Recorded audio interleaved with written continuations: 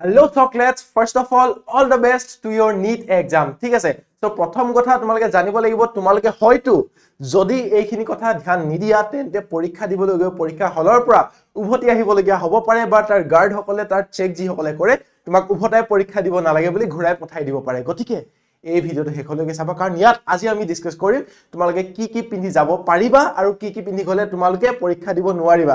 গতিকে B careful, এইটো মনত ৰাখিবা আৰু তোমাৰ লগৰবোৰক শেয়াৰ কৰি দিয়া যাতে তোমাৰ লগৰবোৰে পৰীক্ষা নিদিয়াকৈ যাতে উভতি আহিবলগীয়া নহয়। ঠিক আছে, সো ফাৰ্স্ট এইখন হৈছে গাইডলাইন যিটো নিট তোমাৰ যোনটো অফিচিয়েল ওয়েবসাইটত দি থৈছে। গতিকে এইখিনি মই তোমালোকক বুজাই দিম।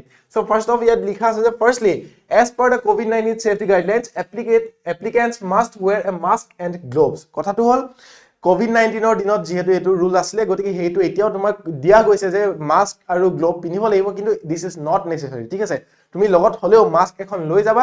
স্টিল কি ঠিক কোনোবা সেন্টাৰত হয়তো এটো বাধ্যতামূলক কৰিও দিব পাৰে যে মাস্ক লাগিব, but you don't necessarily need it, but হলেও এখন লৈ যাবা। As per the NEET dress code, male candidates should ensure that they wear half-sleeve shirts, t-shirts, as full-sleeve shirts are not allowed on the day of the examination। অৰ্থাৎ তোমালোকে যদি ফুল shirt বা ফুল T-shirt পিন্ধি যাবলৈ ওলাইছা তেন্তে তোমালোকক এলাউ নকৰে। গতিকে তোমালোকে কি পিন্ধিব লাগিব? তোমালোকে পিন্ধিব লাগিব হাফ শাৰ্ট বা হাফ টি-শাৰ্ট। কাৰণ ফুল টি-শাৰ্টত কি হয় তোমালোকে হয়তো হাতত কিবা লিখিও নিব পাৰা, তোমালোকে হাতত নকল লিখি যাব পাৰা, তোমালোকে কিবা কিবি লৈ যাব পাৰা, নহয় জানো? গতিকে ঢেৰ চিন্তা আহে এক্সামিনাৰৰ কাৰণে। গতিকে পিওৰ যাতে এটা প্ৰপাৰ উইদাউট এনি চিটস যাতে পৰীক্ষাটো কন্ডাক্ট হয় তাৰ কাৰণে তোমালোকক ফুল টি-শাৰ্ট বা ফুল তোমাৰ ফুল স্লিভ এলাউ নকৰে। গতিকে তোমালোকে যদি পিন্ধিও যোৱা তোমালোকৰ কাটি দিব তাতে। ঠিক আছে, গতিকে তোমাৰ মৰমৰ শাৰ্টটো বা টি-শাৰ্টটো যদি বেয়া কৰিবলৈ মন নাই তেন্তে হাফ শাৰ্ট ঘৰৰ পৰাই পিন্ধি যাবা। নেক্সট পইণ্টটো ধ্যান দিয়া, clothes worn by male candidates should be light such that zip pockets, big buttons and clothes with elaborate embroidery should not be there।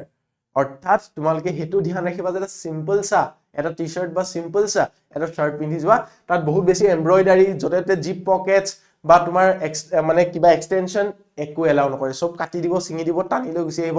ডাঙৰ বাটন এলাউ নকৰে কাৰণ হয়তো তাত কেমেৰাও থাকিব পাৰে, নহয় জানো?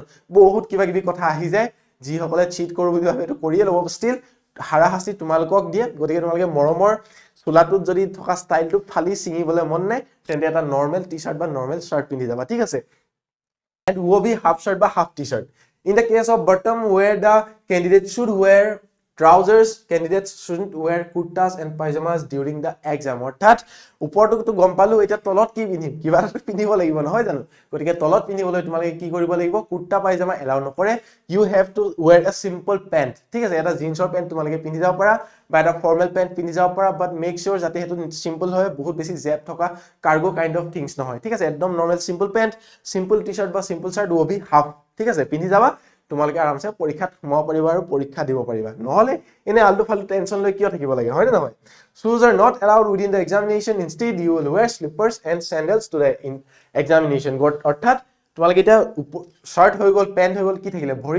ভৰিত তোমালোকে কি জোতা এলাউ নকৰে। অৰ্থাৎ তোমালোকে কি পিন্ধি যাব লাগিব? চপ্পল বা স্লিপাৰ। ঠিক আছে, গতিকে চপ্পল এযোৰ ল'বা, যোনটো হাৱাই চপ্পল চাগে ন তোমালোকৰ ঘৰত, সেইযোৰ পিন্ধি পেলাই গুচি যাবা। নাইবা যদিও জোতা পিন্ধি যোৱা লগত চপ্পল এযোৰ লৈ ল'বা যাতে জোতাযোৰ বাহিৰত ৰাখি চপ্পলযোৰ পিন্ধি ভিতৰত যাব পাৰা। আৰু ধ্যান ৰাখিব লাগিব জোতাটো চুৰ হৈ যায়, গতিকে জোতাযোৰ এনেনো কেলে কি লোকক দি থৈ আহিব লাগে, হয় নে নহয়? ঠিক আছে, এতিয়া আহো আমি ওমেনৰ ক্ষেত্ৰত। অৰ্থাৎ এইটো তোমাৰ মেল কেণ্ডিডেটছৰ কাৰণে আছিলে ড্ৰেছ কোড।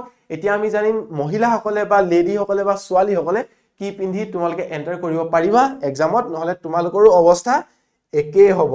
গতিকে তোমালোকৰ মৰমৰ চোলা কাপোৰবোৰ পিন্ধি গলা, তাৰপিছত বোলে পৰীক্ষা দিবলৈ নাপাই উভতি ঘূৰি আহিলা, কেনেকুৱা লাগিব? বেয়া লাগিব ন? দুখটো মোৰে লাগিব, নহয় জানো? গতিকে ইয়াত চাওঁ আমি। Firstly, female applicants must also wear a mask and gloves as per the COVID-19 safety guidelines, but you do not necessarily need it because এতিয়াৰ কোভিডৰ কথা নাহে, but still for safety তোমালোকে এখন মাস্ক লগত লৈ যাবা। বেছি নলয়, তোমালোকৰ 10 টকা 15 টকা ল'ব, গতিকে মাস্ক এখন লৈ যাবা লগত। ঠিক আছে, next, female candidates are advised not to wear clothes that have elaborate embroidery, flowers, brooches or buttons because this is strictly prohibited in NEET dress code for a female student 2025 specified by NTA। অৰ্থাৎ NTA এইটো কৈছে যে তোমালোকে dress code অৰ্থাৎ ছোৱালী সকলে same half sleeves পিন্ধিবা, embroidery থাকিলে অযথা নহব, ফুল থাকিলে নহব, ব্লুচেছ থাকিলে নহব, ডাঙৰ পিন থাকিলে নহব, ডাঙৰ কিবা কিবি ষ্টাইল থাকিলে নহব।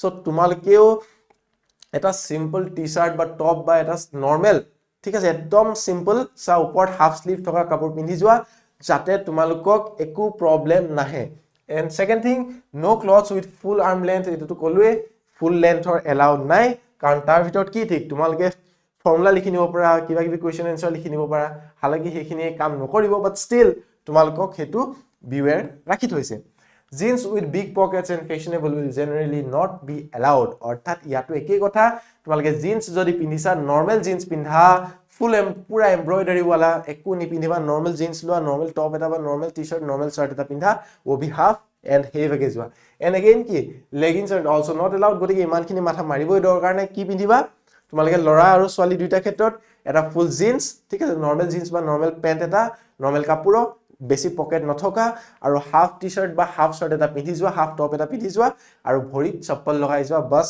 পৰীক্ষা দিয়া সো এইখিনি আসলে চকলেটস তোমালোকৰ NEET dress code NTA provide কৰা গাইডলাইন অনুসৰি 2025 চনত অৰ্থাৎ কাইলে তোমালোকে যে এক্সাম দিবা গতিকে অল দ্য বেষ্ট শাৰ্পিয়ানছ তোমালোকে ভালকৈ এক্সাম দি আহা এণ্ড মনত ৰাখিবা তোমালোকৰ বাবে আমি কাইলৈ ৰিলিজ কৰিবলৈ গৈ আছো এটা ফুল পেপাৰ এনালাইসিস সেশন অৰ্থাৎ পৰীক্ষা দি আহি পিছতে তোমালোকে শাৰ্পি চেনেলত আহিবা 1.5 ঘণ্টাৰ ভিতৰত তোমালোকে গুটেই সিলেবাসৰ কিমান কোৱেশ্চন তোমালোকৰ শুদ্ধ হল তোমালোকে গম পাই যাবা ঠিক আছে গতিকে অল দ্য বেষ্ট আৰু আমি অতি হুনকালে তোমালোকৰ যদি এক্সাম ভালো হয় বেয়াও হয় ডাজন্ট মেটাৰ আমি তোমালোকৰ লগত সদায় থাকিম এণ্ড অল দ্য বেষ্ট